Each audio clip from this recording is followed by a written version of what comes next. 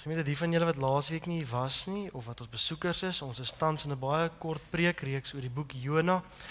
Ruud eintlik 2 weke terug daarmee begin, deur 'n boodskap oor Ninive met julle te deel, en dit het my maar geïnspireer om in die Jona boek weer te lees, en toe maar besluit om 'n kort reeks daaroor aan te bied, en ek het al geboelie ook hierdie week, toe sy van Sidwana af teruggekom het, om ook volgende week met Jona aan te gaan, so sy het gesê dis reg. So vanoggend is dan die tweede deel van ons reeks oor die boek Jona.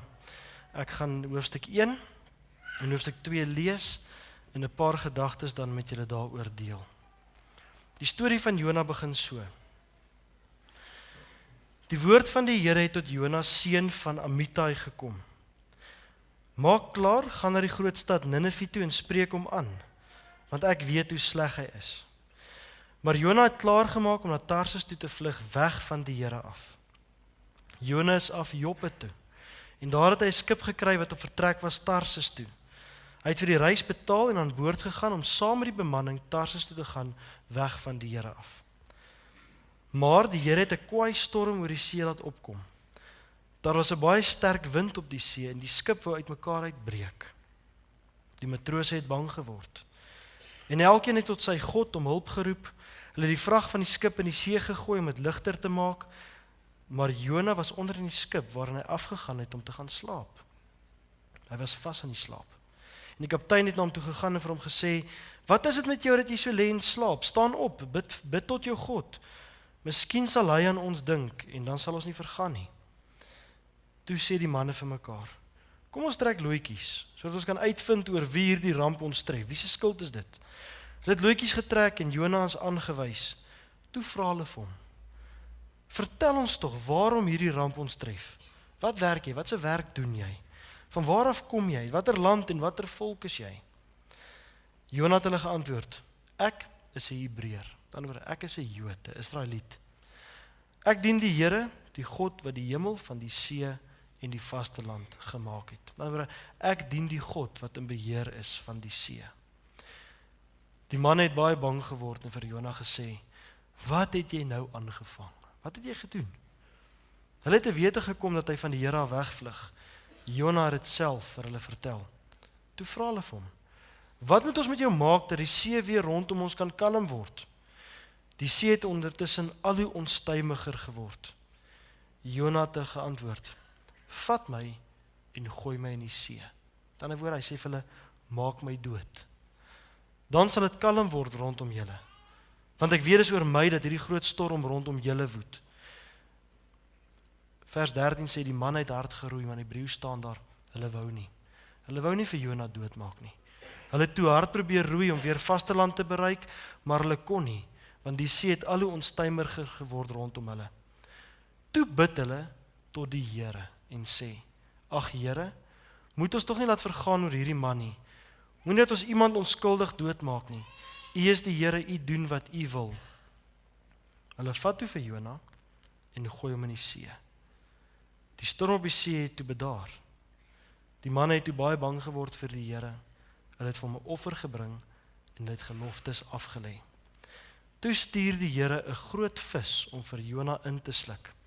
En hy was 3 dae en 3 nagte in die vis se maag. Toe stuur die Here 'n vis wat vir Jona insluk en daar moes hy bly vir 3 dae en 3 nagte. Nou as ons net daar kan stop vir eers. Ek dink daai vers 17 deel onmiddellik ons almal miskien in 2 kampe. As jy die storie hoor van die vis wat Jona insluk, 'n groot volwasse man, is daar van julle wat sê, "Nee, stop hierdie storie. Ek kan nie dit glo nie. 'n Vis wat 'n man insluk." En dan kan hy verder sê, dis die jaar 2015, ek kan nie glo die kerk vertel nog steeds sulke stories en mites en verhale en verwag dat moderne mense sulke stories moet glo nie. Dis die probleem met die kerk en met die Christelike geloof. Hulle vertel hierdie fabels en mites en verwag dat mense dit moet glo. Dis eintlik op 'n manier half belaglike stories om te dink dat 'n vis 'n man kan insluk. So aan die een kant is daar van julle miskien wat so voel. As jy 'n storie hoor wat dadelik sê, "Nee, Jesus, ek kan nie hierna luister nie." Dan is daar ander van julle wat sou sê, hierdie storie is die waarheid. Dis nie die waarheid nie, dit het letterlik gebeur. Dis 'n geskiedkundige gebeurtenis en jy moet dit glo. Die krag van hierdie teks verwag van jou, jy moet dit glo, want as jy dit nie glo nie, dan val die res van die Bybel in mekaar. Want hoe sif jy dan in die Bybel wat is waar en wat is nie waar nie? As ons sê Jonas nie 'n vis ingesluk nie, dan kan ons klomp ander vrae oor die Bybel vra. So ons moet dit letterlik glo. En nou sit ons met hierdie twee kampe in die storie van Jona. So in die eerste plek vir oggend. Vir die van julle wat dit nie glo nie. Wat sê is 'n metafoor, 'n allegorie. Dit het 'n dieper betekenis, ons moet verder lees. Dit kan nie gebeur het nie. Wil jy dit mooi hoor? Dat daar so amper iets van 'n gevaarlike beskouing in dit is. Want dit sê dat jy met 'n wêreldbeskouing leef wat sê niks vreemd of niks ongewoon of niks onverklaarbaar misteries gebeur in die wêreld nie.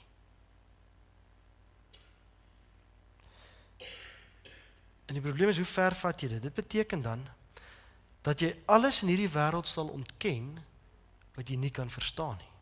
En nie kan verklaar rasioneel nie. En die probleem daarmee is, my ervaring is, die wêreld is een vreemde plek waar klomp misterieuse goed gereeld gebeur, waar God klomp misterieuse goed doen. As dit jou uitkyk op die lewe is, gaan jy miskien nie net die betekenis van die storie mis, maar dalk God ook in jou lewe. Want God werk nie net rasioneel kognitief nie. God doen partykeer goed in die wêreld, maar selfs binne in jouself wat jy nie verstaan nie. So selfs vir julle, vanoggend wat sê ek kan dit nie glo nie, ek wil nie na luister nie, wil ek pleit, wees oop. Dat vreemde goed soms gebeur. Dat God deur vreemde goed en op vreemde maniere in die wêreld werk. So ek pleit eintlik bly by die storie. Die ander van julle wat so sê dis 'n letterlike storie, wil ek hierdie waarskuwing neersit en sê, alhoewel jy glo dat dit letterlik gebeur het, is die gevaar daar dat jy nog steeds kan mis wat hierdie verhaal vir jou wil sê. Dit kan gebeur dat jy so letterlik in die verhaal glo dat dit vir jou net 'n geskiedkundige vertelling is. Dat jou omgang met die woord is net, as ek hierdie woord lees, al wat God vir my vra is, ek moet dit net letterlik glo. Dis 'n storie oor iemand wat lank terug geleef het en deur 'n vis ingesluk is. En as ek dit glo, is ek okay. Ek wil julle waarsku en sê dat die teks is baie meer as net 'n geskiedenisboek. Dis 'n eksistensiële geskrif. 'n Groot woord wat beteken die woord van God nooi ons uit om onsself altyd in die teks neer te sit.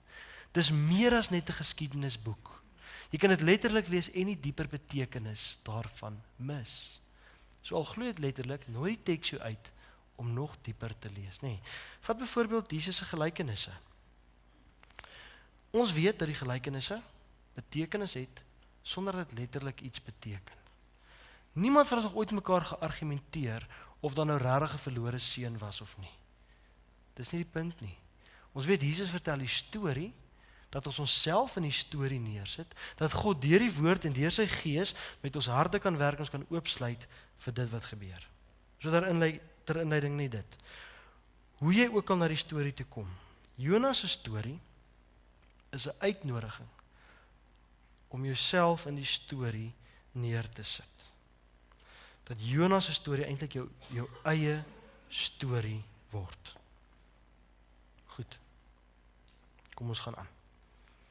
Jona, 'n man in 'n vis se maag. Nou hier's in die Hebreëus geen aanduiding dat dit 'n walvis was nie. Geen tipe vis word aangedui. Al stukkie detail wat ons in Hebreëus het, is dat dit 'n ligblou en pink vis was wat Jona ingesluk het. So 'n klein stukkie detail wat die skrywer met ons deel. Maar nou is Jona in die vis se maag en wat nou gebeur, sluit eintlik die teks vir ons oop. Jona is in die vis se maag en nou bid hy, hoofstuk 2. Hy sê: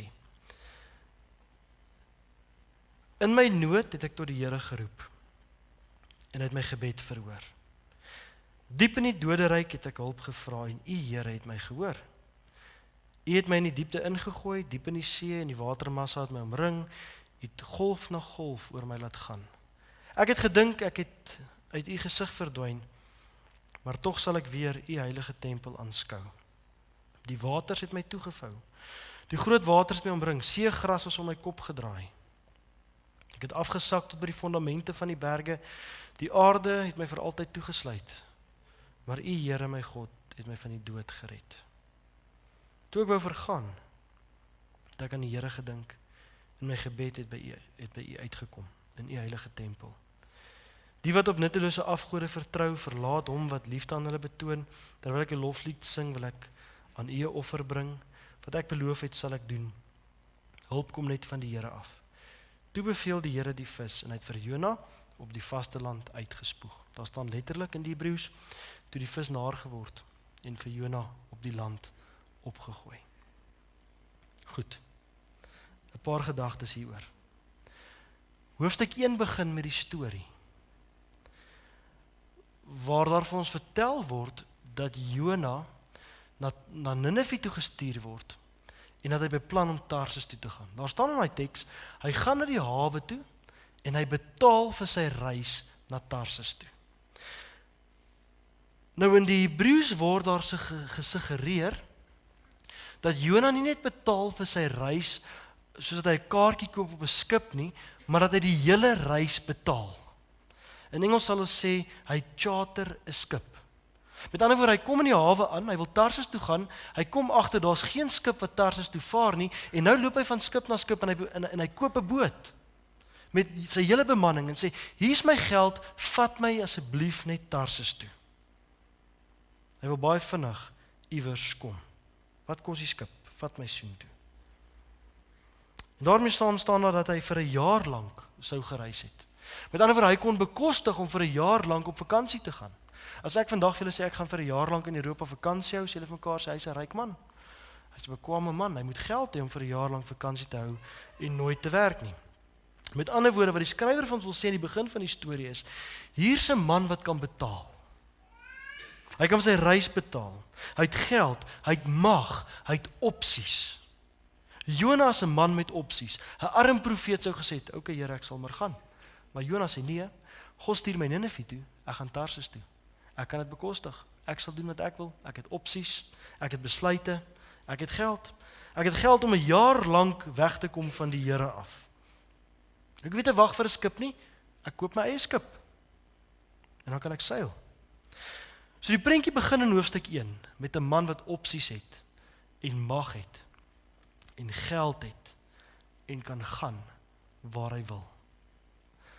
Maar in die begin van hoofstuk 2 kry ons Jona in die maag van 'n vis. En nou die Hebreëse woorde speel nou lekker met Jona. Hulle praat van staknis. Iemand wat vassit. Iemand sonder opsies, sonder geleenthede, sonder 'n beursie, sonder mag. Ek noem dit so want hy is in 'n visstaat. So in die vis gebeur daar iets met Jona. Hy word gereduseer van 'n man met mag en opsies en geld en doen wat hy wil, gereduseer na net 'n mens toe. Net Jona. Kan op niks anders staat maak nie. Kan niks anders te gebruik nie. So ek dink, storms en visse, openbaar en wys en skeer weg en wys dinge soos wat dit is. Jona word gestroop van sy mag, sy geld, sy opsies, as net 'n gewone mens. Van iemand wat gedink het, hy kan die lewe vir homself laat uitwerk. Na iemand wat sê, ek kan nie, nou het ek iets anders te nodig. En dan speel die skrywer 'n bietjie verder met ons. In hierdie storie is daar ook ander karakters, die matrose. Die matrose gooi die vrag oorboord. 'n Belangrike stukkie detail in Jona se storie. Hulle gooi die vrag oorboord in die storm. Nou 'n vrag is 'n waardevolle en kosbare ding van 'n skip. Dis die goed wat geld kos. Dis die goed wat jy aan land kom gaan ruil vir geld of om ander goed te koop. Dis goed wat vir jou spesiaal is. Dis goed wat jy wegberg en keer dat die water nie op dit val nie, maar in 'n storm word dit waardeloos. In 'n storm word die vrag waardeloos.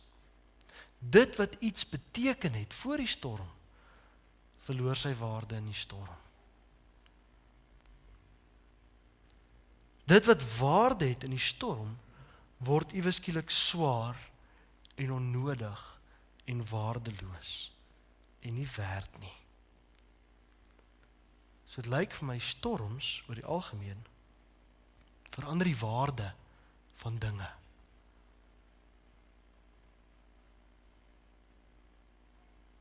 Van iets wat waarde het, partykeer na iets wat vir ons dan sê dis gemors, kom ons gooi dit weg, kom ons sny dit af, kom ons los dit. Dit wat onnodig was voor die storm, word iewes skielik nou baie belangrik. Dit wat jy vergeet het, word nou in die storm ongelooflik belangrik. So vir Jona, wat in die storm gebeur, in die visse maag is, ek is net 'n mens. Op hierdie plek, in die vis, nie my rykdom nie, nie my mag nie, nie my slim planne nie. Niks kan my uit hierdie vis staat, of uit die maag van die vis red nie. En eintlik wat gebeur in die storm is, jy word gekonfronteer met jou diepste essensie van mens wees. Jona kon vir 'n lang ruk in sy lewe wegvlug na Tarsis toe, en in sy opsies en sy geld en sy mag leef, maar in die storm het die essensie van sy karakter uitgekom, waar God vir hom in die vis sê, Jona, nou wie is jy nou? Wie is jy nou sonder al hierdie opsies en mag en geld? En daar is baie stormstories in die Bybel, en die mooiste een is van Jesus en sy disippels, waar hulle op die see is en die storm kom op, en Jesus lê en slaap onder die skip, en die disippels kom en sê, Here, bekommer dit nie u dat ons gaan vergaan nie.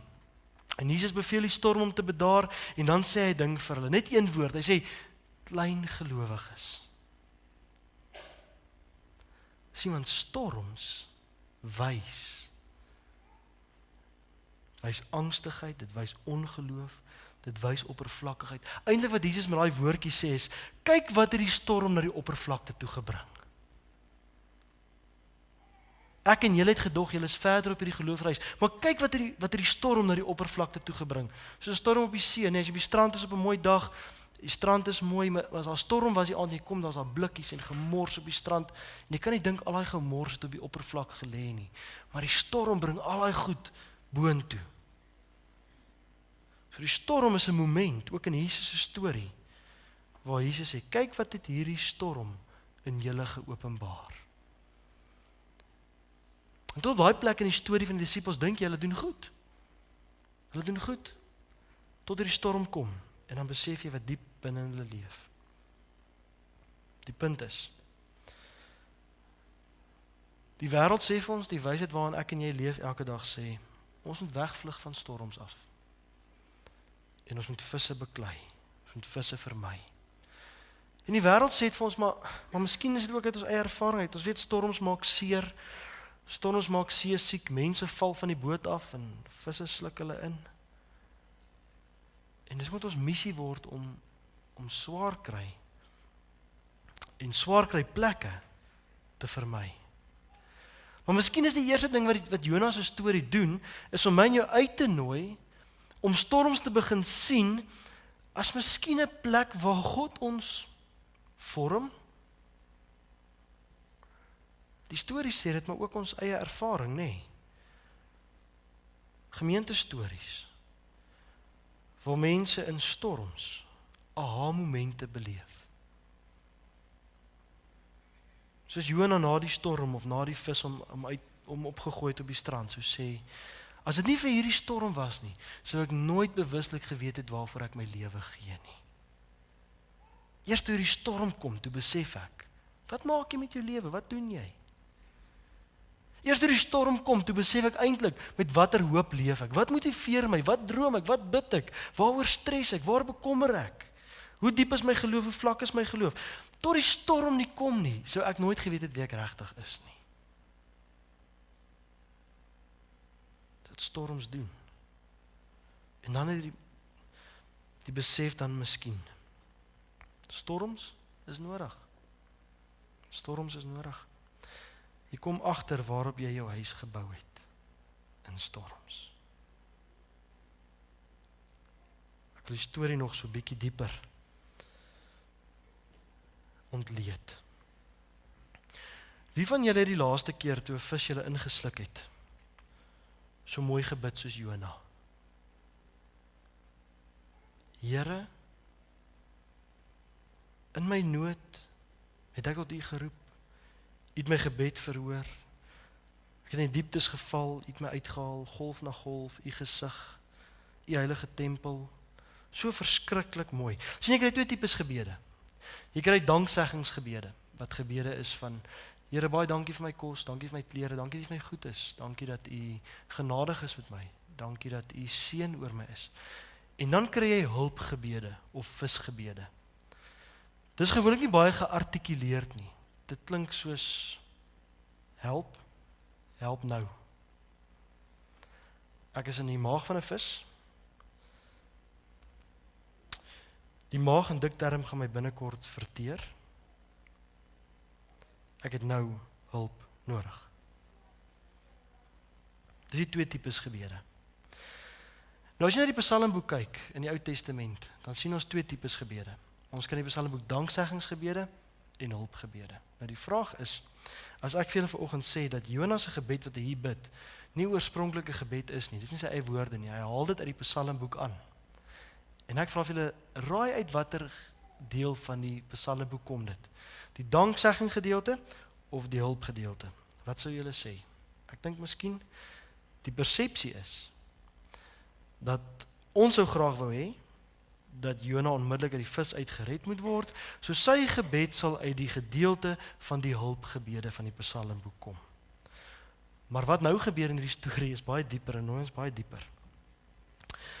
Want Jona se gebede kom uit die dankseggingsgedeelte van die Psalmboek uit. Hy bid nie, Here, help my uit die vis uit, red my uit die vis uit nie. Hy sê, Here, baie dankie dat ek in hierdie vis is vandag. Baie dankie vir hierdie storm. Dis die gebed wat Jona bid. Sien, ons wil gered word van visse en van storms. Maar dit is baie keer die storms in die visse wat ons red. Wat weer sê, ons wil gered word van die storms en die visse, maar is baie keer die visse en die storms wat ons red. Ons dink as Jona in die vis is, moet hy gered word. Maar Jona besef en sê, Here, baie dankie dat ek in hierdie vis is. Danksy hierdie gebeur daar iets met my. En kom ons gaan net terug, onthou waar begin die storie. Die storie begin by 'n man met opsies en geleenthede en geld. In die begin van die storie is daar twee wille. God se wil en Jona se wil. En hulle kan nie langs mekaar bestaan nie. God sê gaan Ninive toe en Jona sê ek gaan Tarsus toe. Dit kan nie saam bestaan nie. Maar by die vis is daar net een wil. En dis God se wil. En as Jona dan sê, Here, dankie dat ek in die vis is, dan sê hy eintlik daarmee, Here, baie dankie dat U my van myself gered het. Dankie dat U my van my kleinlikheid en my hardkoppigheid en my oppervlakkigheid en my selfgesentreerdheid gered het. Dankie dat U my gered het van 'n wêreldbeskouing waar ek die storie opmaak dat die wêreld net oor my gaan. Dankie daarvoor, sê Jona. Dankie, Here. Ons wil van storms en visse gered word. Maar dit lyk vir my dat dit juist die ingesluk wees is wat ons help tot die dieper dimensies van menswees. Ons vermy storms en ons beklei visse, maar die wysheid wat na ons toe kom in die storie van Jona is, en nie lewens van ander is, dat toe hierdie storm kom, was 'n donker en slegte plek, was 'n woeste storm, het U my gered van myself. As nie vir die storm was nie, sou ek nie nou geleef het in die prioriteite waarmee ek geleef het nie. Ek sou net so aangekarring het in 'n Tarsus staat. In 'n staat van gemak en ontspanning op 'n boot iewers heen op vakansie. Onthou laas ek het gesê Tarsus was 'n vakansiedorp aan die kus van Spanje, soos Hawaii vandag. Maar danksy die storm weet ek vandag wat saak maak. Weet ek waarvoor ek my tyd moet gee, my lewe moet gee, waarvoor ek moet ja sê, waarvoor ek moet nee sê. Voor die storm het ek maar net geleef. Partykeer red storms ons. Partykeer red storms ons lewens. Dink daaroor. Ek wil nog dieper in die storie ingaan. Hoofstuk 1 en 2 begin met Jona wat van die Here af wil wegvlug. Nou wil ek dit mooi sê. Die storie begin met Jona wat van die Here af wegvlug. Dit word herhaal 2 keer of 3 keer in die eerste paar verse. En dit wat herhaal word is belangrik. Dis 'n sleutel wat die teks oopsluit. So dis 'n storie waar iemand van die Here af wil wegvlug, maar die res van die storie gaan oor God en Jona. Die storie begin by 'n man wat wil sê, ek gaan van God af wegvlug, en nou is die res van die storie 'n vertelling oor God en Jona. En dan besef jy aan die begin, vertel die skrywer vir ons van plekke waar God is en waar God nie is nie. Ninive is die plek waar God is, Tarsis is die plek waar God nie is nie. En Jona wil dan die plek toe gaan waar God nie is nie. So, in daai eerste paar verse hierdie ding van, daar's plekke waar God is en waar God nie is nie. En Jona kies om na die plekke toe te gaan waar God nie is nie. En aan die einde van die storie, hoor nou mooi, aan die einde van die storie, kom jy agter, die plek waar God nie is nie, is eintlik 'n plek waar God nog is. Of nog 'n plek waar God opdaag.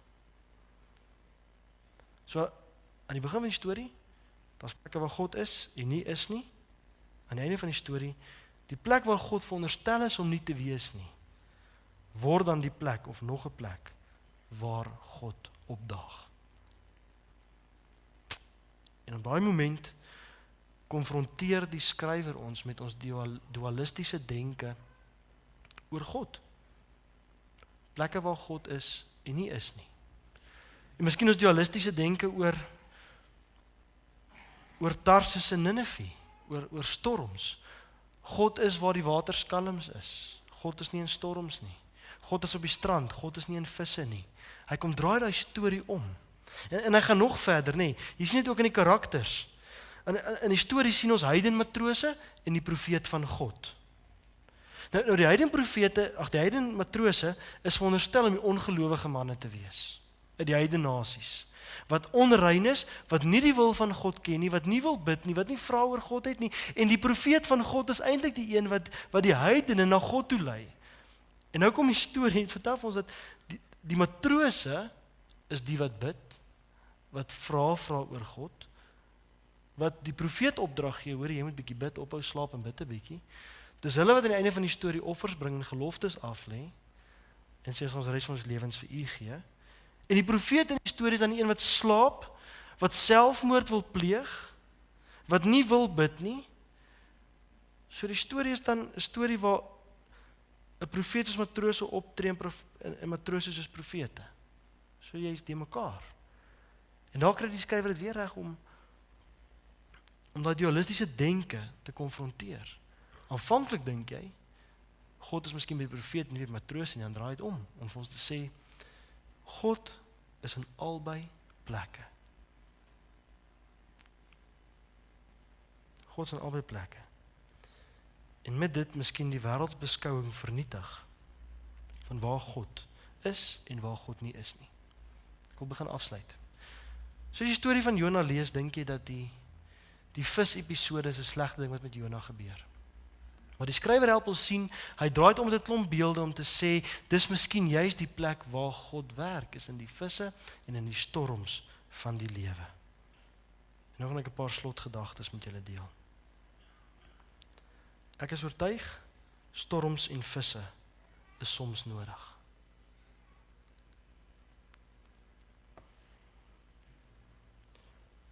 Om mense van diepte en integriteit en disippels van Jesus te word, sal soms intentioneel moet die storms en die visse trotseer. Vir ons geloofsgroei kan ons nie net leef op plekke wat vir ons gemaklik is nie. Nie in die wêreld nie, ook nie binne onsself nie. Ons sal nie groei nie, ons sal in Tarsis bly. En miskien daarmee saam om te sê, dat storms is veral die plekke waar God werk. Ek wil jy moet dit hoor. Ek sê nie storms is lekker nie, en ek sê nie, as jou kind doodgaan, of jou lewensmaat is dood, of God bring dit intentioneel oor jou pad nie, maar dis die storms van die lewe, wat dit deel is in die ritme van die lewe, wat God gebruik om ons in te trek in 'n dieper storie, om te word wie God wil hê ons moet wees. Mense op pad Ninive toe, wat met diepte, profete van God. So voor hierdie wysheid het ons miskien gesê het, ek moet veilig bly en storms is God se verlate. Die storie draai dit om vir ons te sê, God is dalk juis in die storms. So wat doen ons in storms? Gewoonlik vlug ons, en ons wil uit, en ons bid, Here, help my, kom haal my. Miskien is die uitnodiging vir oggend, om bietjie langer daar te bly. Maar op 'n ander manier, miskien met 'n dieper bewustheid. Miskien om te sê, dinge wat jy sê sleg is in jou lewe, is dalk nie so sleg nie. Dinge wat jou ongemaklik maak, of jy weghardloop, is dalk nie so sleg vir jou nie. Is dalk presies wat jy nodig het vir jou storie. Miskien is die uitnodiging om na die lewe op 'n dieper manier te kyk. Miskien is die ongemaklike plek presies waar jy moet wees. Die plek waar God werk.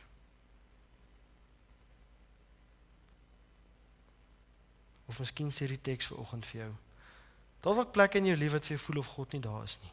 Om miskien te sê, kan jy weer kyk? Kan jy miskien mooi kyk? Miskien is dit presies waar God is. Miskien kan jy leer om dieper te sien en dieper te ervaar en dieper te beleef voor die vis jou opgooi. Dat dit juist die plek is waar God leef en waar hy jou inroep.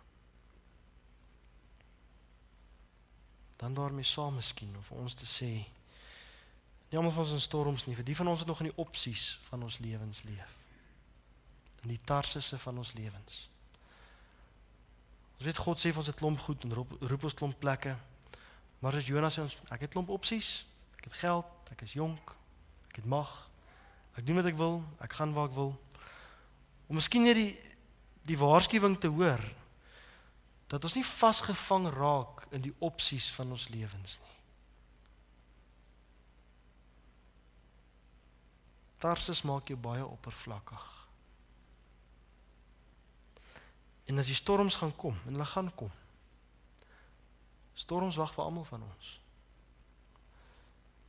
dan hoop ek, ons kan die werk doen, as ons gekonfronteer word met ons essensie, sonder die opsies van ons lewens. Eintlik wil ek sê, ons moet weet, daar is plekke in hierdie lewe, waar jou opsies jou nie gaan help nie.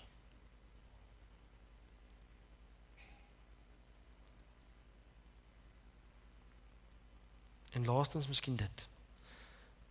Ek lei af uit hierdie storie uit, dat dit juist storms is, wat mense tot aanbidding bring. Dis die storms wat die matrose voor God laat buig. Dis die vis wat Jona laat buig. Miskien is die gebrek van aanbidding in ons lewens, die gebrek aan offers, die gebrek aan toewyding, die gebrek aan oorgawe, juis omdat ons nie genoeg in storms leef nie. Ons self intentioneel by plekke insit waar God ons kan rek en ons kan strek en ons kan konfronteer nie. Want ons het die storms nodig om agter te kom, net God kan, God alleen, nie ek nie. Dis juist die storms wat mense bring tot by aanbidding. Om neer te buig. Dis alleen U, Here, net U kan. Ek weet wat jy mis hoor vanoggend nie, maar mag jy gehoorsaam wees en dit wat die Here vanoggend in jou hart gesit het. Amen. Dis Jona, to be continued.